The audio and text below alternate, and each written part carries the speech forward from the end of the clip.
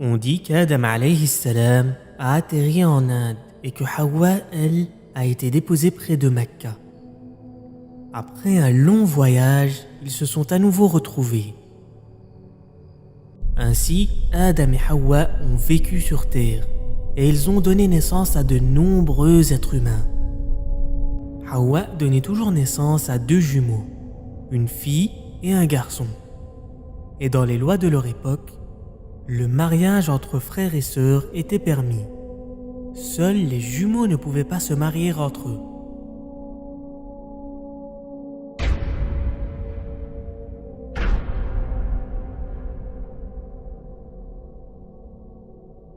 Un des prétendants, nommé Qabil, voulait épouser sa sœur jumelle.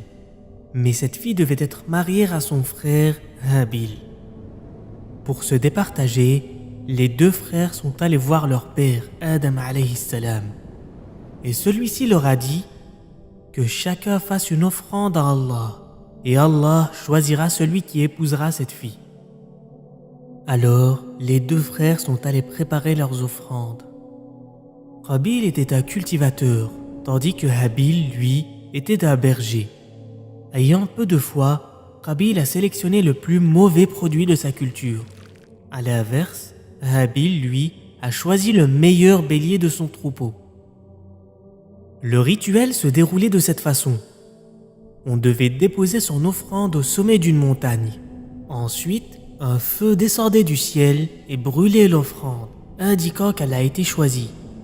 Ainsi, Qabil et Habil déposèrent leurs offrandes. Après une longue attente, un feu apparut dans le ciel et s'abattit sur l'offrande de Habil. Le choix était fait, et c'était Habil qui avait été choisi.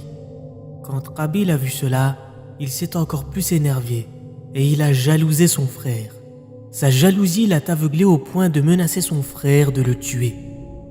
Jamais auparavant ce crime n'avait été commis par les descendants d'Adam. Qabil avait tellement d'envie et de haine envers son frère qu'il a pensé à le tuer. « Habil, je te tuerai, dit Qabil. Fais ce que tu veux, car Allah a accepté mon offrande, et Allah n'accepte que de la part des pieux. Si tu tentes de me tuer, alors je n'opposerai aucune résistance. Fais-le donc, et tu seras des gens de l'enfer. Et si Allah le veut, tu porteras le poids de tous les péchés que j'ai pu commettre. Ainsi, Dieu me pardonnera le jour de la résurrection. Je veux que mon meurtre s'ajoute à tes péchés. Ainsi, tu feras partie des gens de l'enfer, et telle est la destinée des injustes. » À ces mots, la haine commença à noircir le cœur de Qabil. Et un jour, il saisit l'occasion. Habil n'était pas revenu à l'heure, et donc Adam alayhi salam, inquiet, envoya Qabil à sa recherche.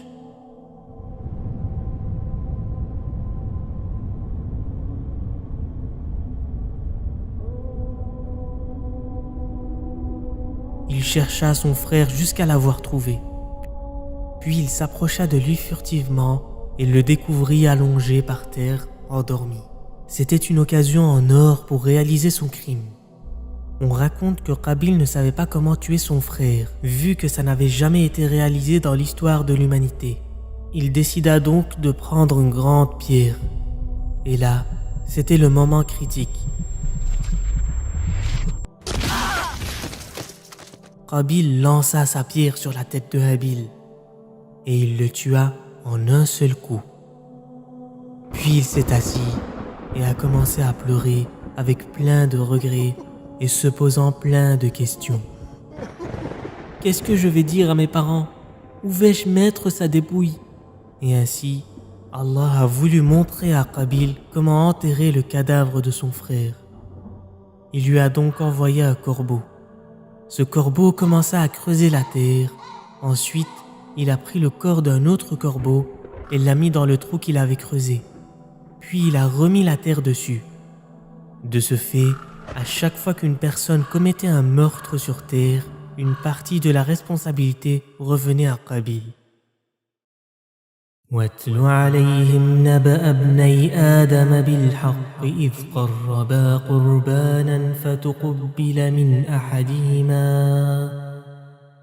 فتقبل من أحدهما ولم يتقبل من الآخر قال لأقتلنك قال إنما يتقبل الله من المتقين لئن بسطت إلي يدك لتقتلني ما أنا بباسط يدي إليك لأقتلك إني أخاف الله رب العالمين إني أريد أن تبوء بإثمي وإثمك فتكون من أصحاب النار وذلك جزاء الظالمين فطوعت له نفسه قتل أخيه فقتله فأصبح من الخاسرين فبعث الله غرابا يبحث في الأرض ليريه كيف يواري سوءة أخيه قال يا ويلتى أعجزت أن أكون مثل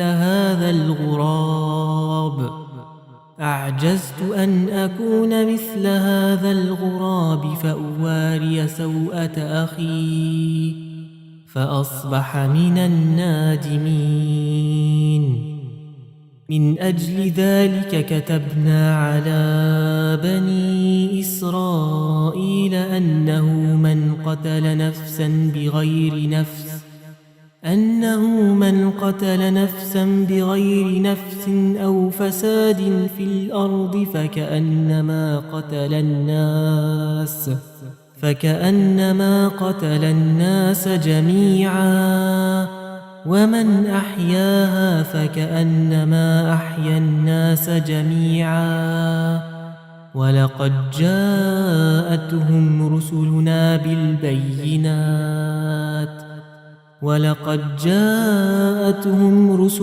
بالبينات ثم إن كثيرا منهم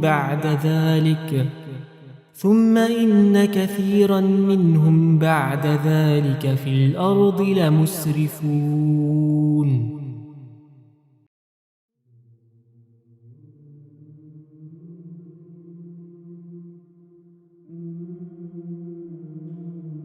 On dit qu'Adam alayhi salam a vécu 1000 ans sur terre. Pendant cette période, il a enseigné à sa descendance la religion d'Allah et il leur a appris comment invoquer Dieu. Tous les humains à cette époque unifiaient Allah. Ainsi, le bien se propagea sur terre. Un jour, Adam alayhi salam décida de léguer à son fils Shith alayhi salam sa mission, et qui était de transmettre à sa descendance le message de Dieu. Shith alayhi salam s'est alors chargé de cette responsabilité. Le temps s'écoula et Adam alayhi salam s'affaiblit et devint vieux. Il tomba malade sur son lit de mort. Et ainsi commença le début de la fin pour Adam alayhi salam. La fin du premier homme dans l'histoire de l'humanité. La fin de notre Père, car nous sommes tous ses enfants et il est le Père de tous les humains. C'est le premier homme que Dieu a créé. Il l'a créé avec sa main et il l'a honoré en faisant prosterner les anges pour lui. Il l'a fait entrer au paradis, puis l'a fait descendre sur terre.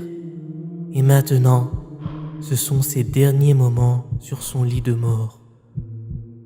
Ses enfants se sont regroupés autour de lui et lui ont dit « Ô Père, que désires-tu » Adam alayhi salam leur a dit « Je désire des fruits ». Ainsi, ses enfants sont sortis lui chercher des fruits et sur leur chemin, ils ont rencontré des anges. Ces derniers les ont salués et leur ont demandé « Où allez-vous » Les enfants d'Adam leur ont répondu « Nous partons chercher des fruits pour notre Père ». Les anges leur ont dit « Retournez d'où vous venez, car son heure est venue. Votre Père est mort. » Tout homme, aussi longtemps qu'il vivra, il mourra un jour. Notre Père, le Père de toute l'humanité, a trépassé. Ses enfants sont revenus et ils l'ont retrouvé mort sur son lit. son âme s'est envolée vers son Créateur. Et maintenant, ses enfants ne savent pas quoi faire. C'était la première fois qu'une personne mourait de façon naturelle. Alors, les anges leur ont appris comment faire. Ils l'ont d'abord lavé, puis l'ont enveloppé d'un tissu.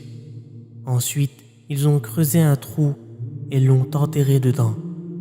Les anges ont dit alors aux enfants d'Adam, « Cela est votre sunna et votre façon d'agir avec les morts. » Et c'est ainsi que se termina l'histoire du premier prophète.